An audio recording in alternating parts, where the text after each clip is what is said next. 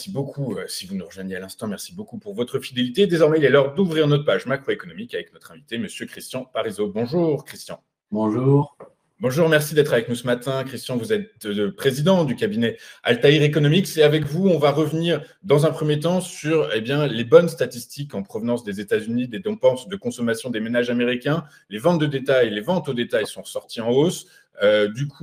Malgré le fait que les niveaux d'épargne refluent, un fond de telle neige au soleil, est-ce que ça peut durer longtemps encore, Christian, et qui va en pâtir in fine?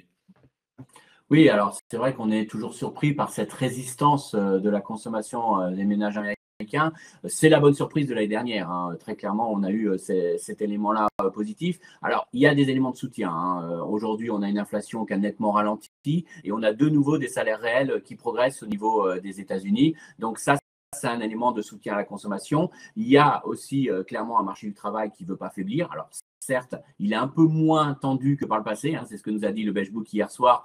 Maintenant, quand les entreprises font une offre d'emploi, il y a beaucoup plus de candidats, il y a véritablement beaucoup moins de tension, mais derrière, on a quand même un taux de chômage qui reste historiquement bas. Donc ça, c'est des éléments de soutien. Alors après, il y a des éléments d'incertitude et d'inquiétude. Alors, premier élément, d'une part, on s'aperçoit que mine de rien, on a peut-être des signaux d'essoufflement de la consommation parce que, on va dire, c'est étonnant, plus 0,6 sur le mois passé. Mais qu'est-ce qui s'est passé?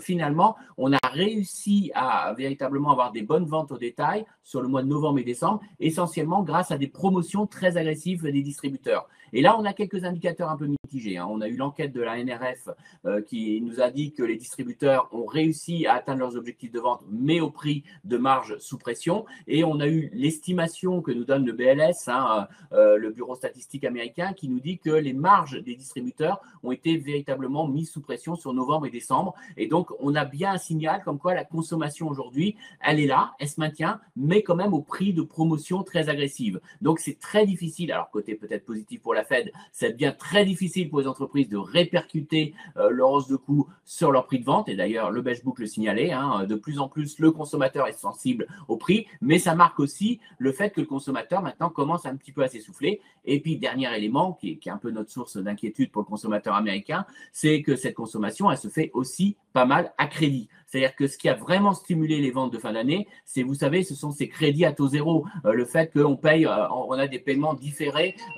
sur plusieurs mois, finalement, ça a été un élément de soutien à la consommation. Mais attention, prudence, parce que naturellement, s'il y avait un durcissement des conditions de crédit, si c'était plus difficile d'accéder au crédit à la consommation, ça affaiblirait la consommation. Donc, pour l'instant, quand même, pour la Banque centrale américaine, elle peut voir que le consommateur américain, il est solide, il maintient la croissance, mais ça n'empêche qu'il peut y avoir quand même des éléments de fragilité pour les prochains mois.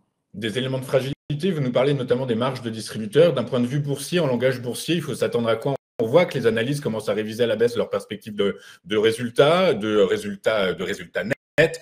Du coup, par la force des choses, 2024 ne devrait pas, selon vous, réitérer, on ne devrait pas, 2024, les marchés boursiers ne devraient pas, en 2024, réitérer leurs belles performances qu'ils ont réalisées. Je parle des marchés américains.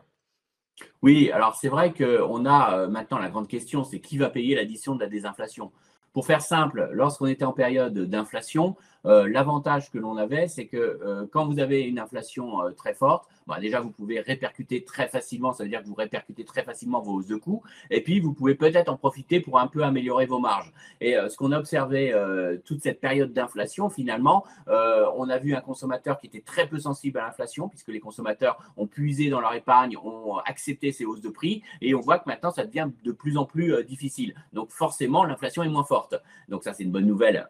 On va dire, on peut jouer l'effet taux, on peut jouer le fait que les taux d'intérêt peuvent baisser, que la Fed peut être un peu plus conciliante et un peu moins durcir sa politique monétaire. Mais l'inconvénient, c'est que si on ne peut plus remonter ses prix, si on a des hausses de coûts, derrière, on ne peut plus les répercuter aux consommateurs. Et donc, ça veut dire que les marges vont forcément être sous pression. Et il y a cette phase d'ajustement toujours. C'est-à-dire que on va avoir sûrement un ralentissement beaucoup plus rapide de l'inflation. Le consommateur va beaucoup moins accepter les hausses de prix. Donc, il y a toujours cette phase où soit on a une activité qui ralentit fortement, soit que le consommateur n'accepte plus les hausses de prix, donc j'ai une pression sur mes marges. Et donc, pour soutenir l'activité, je suis obligé d'avoir un recul très net de mes marges. Donc, peut-être que la croissance américaine va rester relativement solide. On ne va pas avoir une chute d'activité, une récession.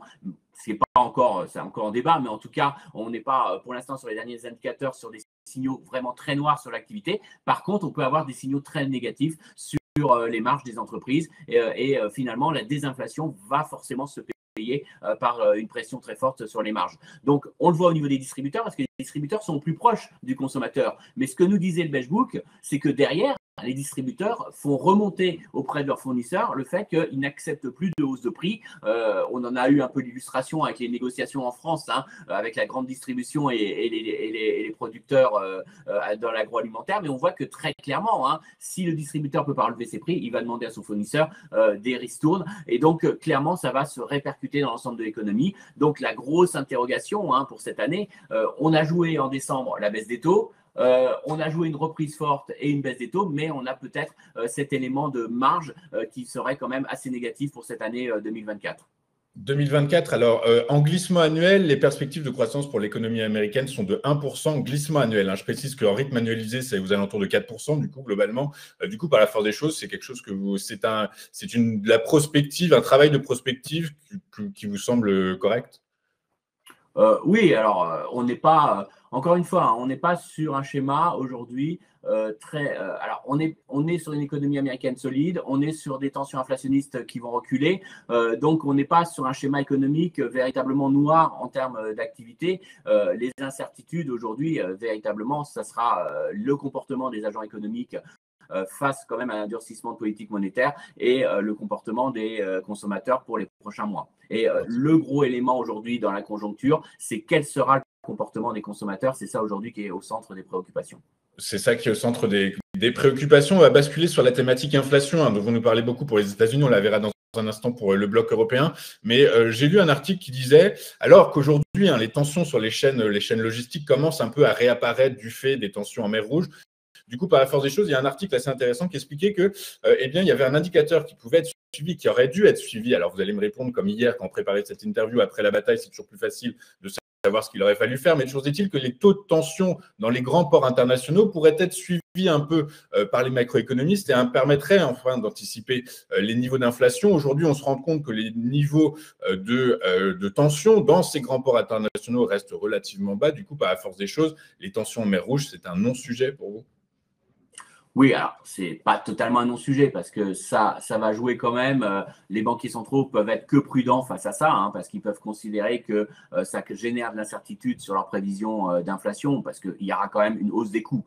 Et puis surtout, il y a un petit élément qu'il faut avoir en tête, c'est que tout le mouvement de désinflation des derniers mois s'est nourri d'un recul des prix des biens. Et on sait que maintenant, les prix des biens, ils vont plus reculer. Alors, pour vous donner une idée, aux États-Unis, les prix des biens en glissement sur un an, c'est plus 0,1%. Donc, c'est quasiment rien. On est sur une stagnation des prix des biens sur un an. Bon, ça veut dire que là, on a atteint un creux et ça va réaccélérer. Donc, ça veut dire qu'aujourd'hui, si l'inflation doit ralentir, elle ralentira sur la partie service et pas sur la partie biens ou énergie, puisqu'on a eu quand même des mouvements assez forts qui ont minoré l'inflation, mais on ne va pas indéfiniment avoir des effets de baisse. Donc, au contraire, on va avoir peut-être même une petite inflation sur les biens qui va repartir. Donc, il faut vraiment que l'inflation ralentisse sur les services. Donc, est-ce que cette problématique du Proche-Orient est importante? Oui et non. Alors, oui, parce qu'elle renchérit le coût de production des entreprises, mais est-ce qu'elles auront la capacité de le répercuter dans leur prix de vente? On revient au point qu'on avait précédemment. Est-ce que le consommateur va l'accepter? Donc, ce n'est pas aussi évident qu'aux sorties post-Covid, parce qu'aux sorties post-Covid, on avait un consommateur qui avait envie de consommer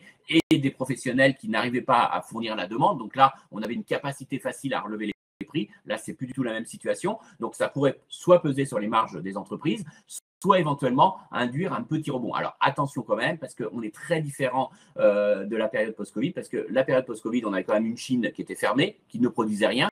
Là, on ne parle pas du tout d'arrêt de production, on ne parle pas du tout de problème de rupture de provisionnement, on parle juste d'un délai qui va augmenter. Alors, ça déstabilise les constructeurs automobiles qui sont en flux tendu, mais voilà, ça va être résolu parce qu'on va intégrer ce délai supplémentaire de livraison. Et puis, d'autre part, ça renchérit un peu les coûts, mais c'est un coût parmi d'autres, et donc on n'est pas dans une situation aussi extrême. Mais par contre, ça crée beaucoup d'incertitudes, d'une part parce que ça peut créer ponctuellement un peu de tension inflationniste, et donc ça veut dire que les banquiers centraux vont vont pas baisser les taux s'ils voient l'inflation s'accélérer. Donc, c'est mécanique. Donc, ça retarde éventuellement une première baisse des taux. Donc, ça peut affecter les marchés à ce niveau-là. Et puis, surtout, ça pourrait véritablement aussi, une nouvelle fois, être un élément supplémentaire pour certaines entreprises pour abaisser leur taux de marge. Donc, voilà, ça reste quand même un élément d'incertitude. Mais encore une fois, on est très, très loin du choc que l'on avait subi après à la sortie du Covid, où là, on avait un problème de production et un problème de transport maritime, de manque de capacité de transport maritime. Alors, s'il y a bien un pays, une économie qui est encore empêtrée, je dirais, un peu dans ces problématiques post-Covid, post-réouverture des économies, c'est la Chine. La Chine qui a publié hier son indicateur d'activité, sa croissance économique pour 2022, 2023, qui est légèrement supérieur aux objectifs de Pékin, 5,2 au lieu de 5%. Par contre, c'est 2024, hein, la baisse, la prévision de croissance est en baisse. Du coup, est-ce que c'est toujours autour de cette thématique de croissance, eh bien, on se rend compte que le pays fait face à un mouvement de déflation important. Du coup, c'est une bonne nouvelle pour l'inflation du reste des économies avancées. Oui, alors c'est vrai que hier, on a eu des statistiques chinoises qui ont un petit peu douché les investisseurs. Alors, il y a cet aspect croissance hein, qui est un peu en deçà, l'aspect que l'immobilier, ça ne s'améliore pas, hein, qui a vraiment touché. Puis, il y a peut-être un élément, je mets juste une petite parenthèse, qui a beaucoup marqué les esprits des commentateurs, c'est le fait qu'on est sur une baisse de la population chinoise, hein, avec un taux de mortalité qui reste particulièrement élevé et un taux de natalité qui est extrêmement bas. Donc, on a vraiment une image d'un pays qui vieillit rapidement et dont la population diminue sur une année. Donc, c'est quand même des éléments qui sont assez négatifs, même pour la croissance à moyen terme de la Chine. Ceci dit, on a quand même des signaux positifs en Chine à court terme. Alors, positifs entre guillemets, parce que je vais vous montrer que ce n'est pas si positif que ça pour l'avenir, mais positif dans le sens qu'on voit quand même très clairement le plan de relance chinois. Alors, on le voit dans quoi ? On le voit d'une part dans la croissance de la production des entreprises d'État. Et aujourd'hui, on voit qu'il y a un décalage très fort entre la production des entreprises privées, du secteur privé, et les entreprises d'État qui, elles, sont sur un rythme de croissance très fort. Donc, ça veut dire que Pékin pousse réellement une reprise dans le secteur industriel. Et on voit aussi des taux de croissance à 2 chiffres dans les secteurs prioritaires de Pékin. Dans son plan, dans son 8e plan, Pékin a mis en avant des secteurs technologiques, les batteries, les voitures, les panneaux solaires. Et là, on est sur des taux de croissance parfois supérieurs à 50% dans les panneaux solaires. Alors, on va dire, ça veut dire que ça relance l'activité. Pékin a vraiment un impact.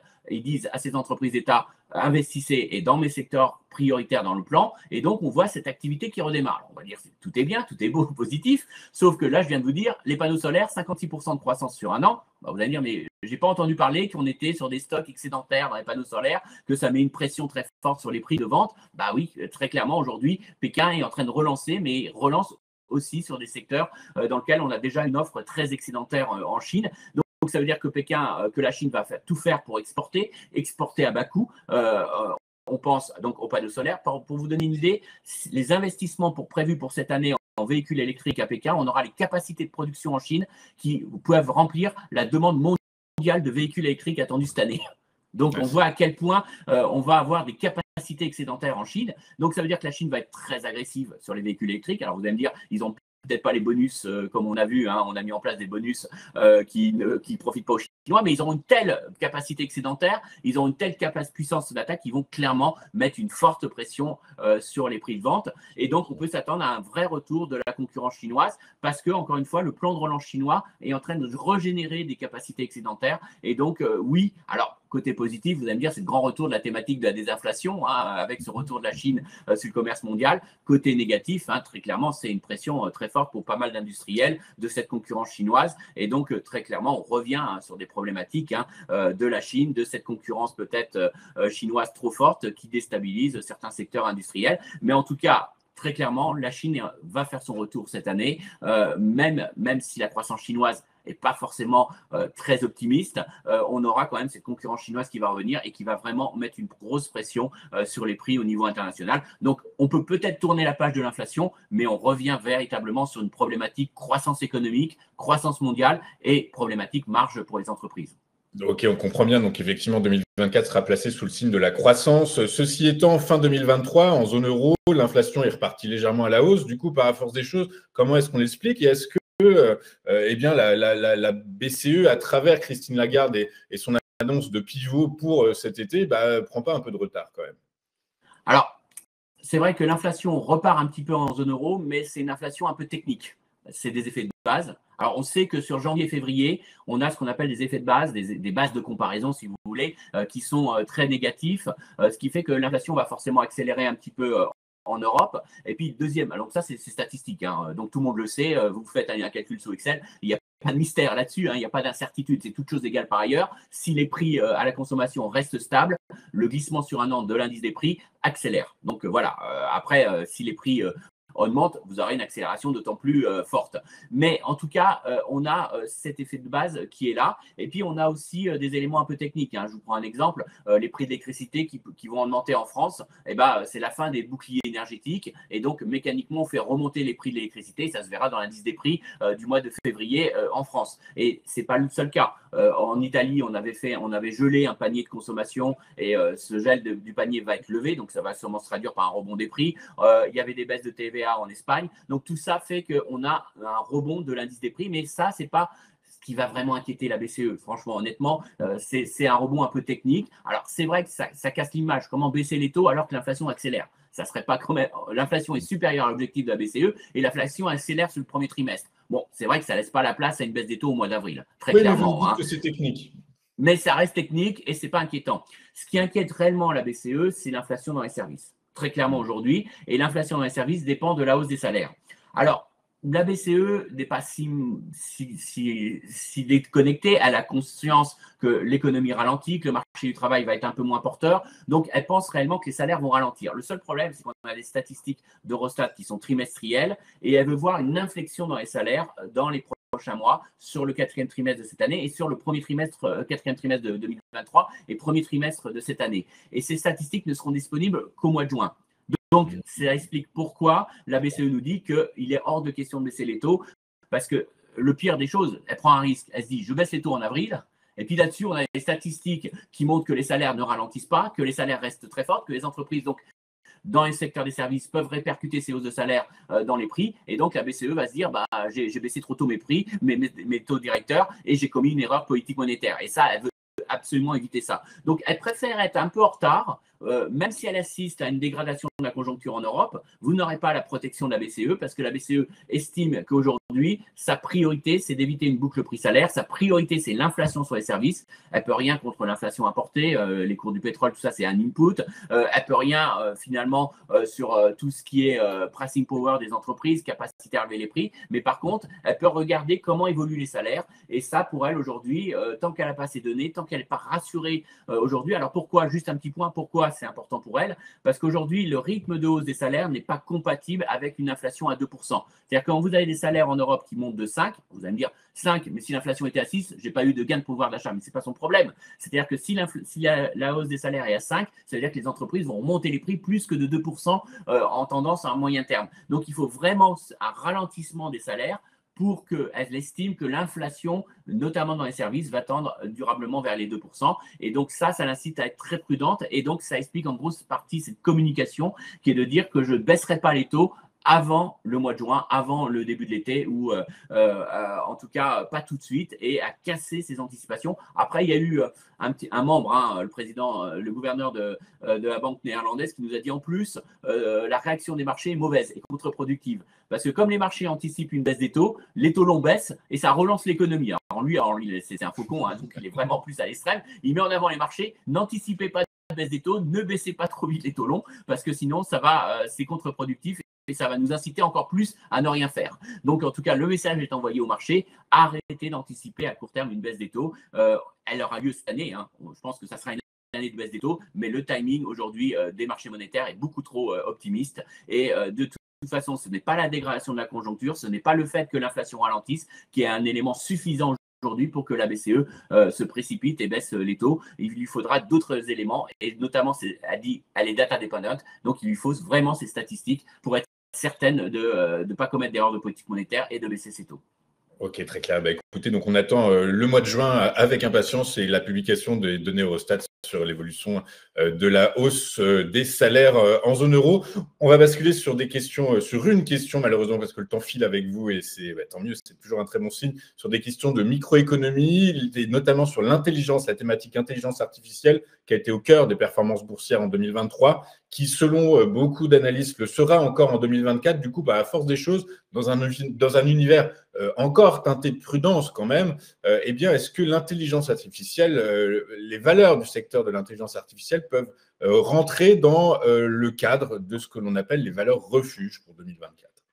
Oui, alors pourquoi? Alors d'une part, il faut vous dire que les investisseurs vont vers ces valeurs parce qu'il manque de visibilité sur la conjoncture. Si je vous dis que demain, c'est la reprise économique, qu'on a une baisse des taux, eh ben vous jouez des secteurs cycliques, vous jouez la construction, vous jouez des secteurs qui vont profiter de l'accélération de l'économie et qui profitent largement de cette baisse des taux. Donc aujourd'hui, on joue le secteur d'intelligence artificielle parce qu'il y a un fondamental, c'est pas du métavers, là il y a une réalité économique, il y a une réalité en termes d'investissement puisque certaines entreprises comme Nvidia, ils vendent bien des processeurs et des processeurs très chers à forte valeur ajoutée et donc ils profitent très clairement des investissements dans ce secteur et de cette révolution de l'intelligence artificielle. Donc ce n'est pas, c'est quelque chose qui existe mais qui est surtout acyclique puisque finalement, que le PIB soit en forte croissance ou que vous soyez en récession, vous savez qu'il y a une demande. Donc du coup, on a une concentration des investisseurs sur ces valeurs.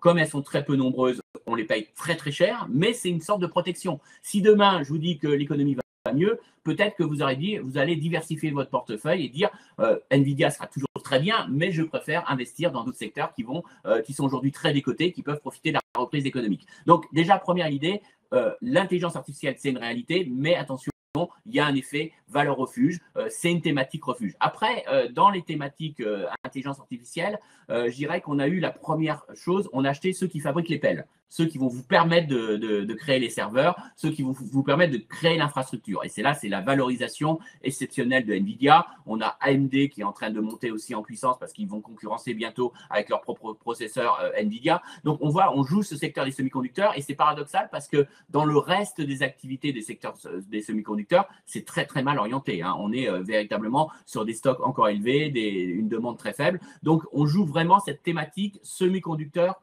pour l'intelligence artificielle. Après, il y a une deuxième, je dirais, il va y avoir une deuxième couche qui va être ceux qui vont vous offrir les logiciels, ceux qui vont vous offrir l'intelligence artificielle. Et là, on voit qu'on commence à glisser vers cette thématique-là, puisqu'il y a Microsoft qui investit aujourd'hui dans les serveurs, mais derrière va vendre cette offre, cette capacité de calcul avec ces modèles d'intelligence artificielle. Il va les offrir aux entreprises. Et là, on s'aperçoit qu'on est sur une position très oligopolistique, puisqu'on a trois gros acteurs dominants qui ont les ressources, qui ont les moyens d'investissement et qui vont vraiment concentrer l'offre. Ça va être Microsoft, Amazon via Amazon Web Services et puis naturellement Google, Alphabet, qui vont concentrer véritablement cette offre d'intelligence artificielle. Alors, naturellement, Microsoft est en premier plan. Vous avez vu qu'ils vont même rajouter une petite touche sur votre clavier pour vous mettre en connexion directe avec cette intelligence artificielle. Et donc, voilà, ça relance un petit peu cette activité. Puis après, il y aura la dernière phase, la diffusion de l'intelligence artificielle. Est-ce que ça véritablement, ça permet des gains de productivité et ça permet d'améliorer les profits des entreprises. Donc, je dirais qu'aujourd'hui, attention à la phase 1. Les pelles, c'est bien, c'est bien valorisé. On voit que les marchés commencent à jouer la phase 2 avec ces acteurs dominants qui vont distribuer le logiciel. Alors après, on pourra jouer aussi des acteurs européens, des Dassault Systèmes, des choses comme ça. Mais on voit qu'il y a cette phase 2 qui est en train de se mettre en place. C'est beaucoup trop tôt pour jouer la phase 3, puisqu'on voit que sur la phase 3, ça demande une distribution dans l'économie de l'intelligence artificielle et ça prendra du temps et ça ne sera pas immédiat. Donc, attention pour la phase 3, il ne faut pas la jouer trop tôt. Mais en tout cas, la phase 2 aujourd'hui, c'est une thématique et c'est une thématique défensive parce qu'on manque de visibilité sur la conjoncture. Ok, et justement, c'est parce qu'on manque de visibilité sur la conjoncture que les taux souverains se remplument actuellement, les rendements des taux souverains se remplument. Du coup, à force des choses, on sait que ça pénalise les valeurs qui ont des intensités capitalistiques extrêmement importantes, et c'est le cas des valeurs dont vous nous parlez. Du coup, à force des choses, ça n'est pas handicapant, ou si ça l'est, ça n'est qu'à court terme. On ne s'occupe pas de l'évolution de la courbe des taux quand on est investisseur sur ces valeurs. Alors, c'est un élément de court terme. Très clairement, ça peut pénaliser, mais on voit que c'est quand même une thématique relativement court terme. Et puis surtout, c'est difficile aujourd'hui de douter à un scénario de correction des taux longs et de remontée très très élevée des taux longs américains ou européens. Alors pour plusieurs raisons. D'une part parce que les banques centrales, même si elles le font plus tardivement, elles vont quand même baisser les taux cette année, donc ça limite quand même la remontée des taux longs. Et puis surtout, on n'est pas sur un retour du risque inflationniste. Alors certes, il y aura quelques indicateurs un peu plus volatiles, une désinflation moins rapide, mais je ne vais pas vous faire un schéma d'un retour de la problématique inflationniste. Donc, dire que le marché obligataire va corriger énormément, ça paraît peu probable. Là, c'est juste, on a des ajustements de taux parce que la Fed ou la BCE vont baisser sûrement moins rapidement leurs taux. Donc, ça veut dire que les taux courts vont rester beaucoup plus longtemps élevés. Et donc, ça incite les investisseurs peut-être à rejouer le monétaire beaucoup plus longtemps.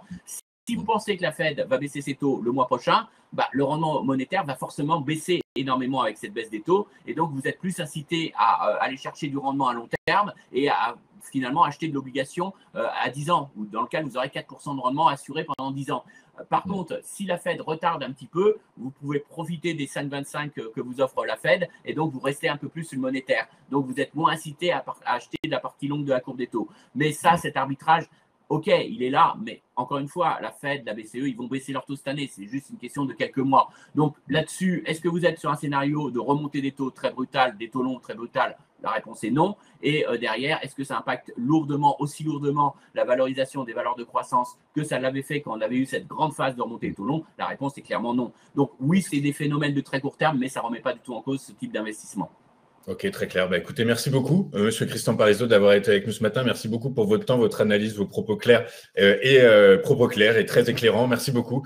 Vous êtes président d'Altair Economics et avec nous régulièrement sur TV Finance. Je vous souhaite une excellente journée, Christian, et j'en profite puisque c'est la première fois que je vous vois depuis le début de l'année pour vous présenter mes meilleurs vœux pour 2024. Merci beaucoup. À très bientôt. Et de notre côté, nous on marque une rapide courte page de publicité. On se retrouve pour un point bourse éclair. À tout de suite sur TV Finance.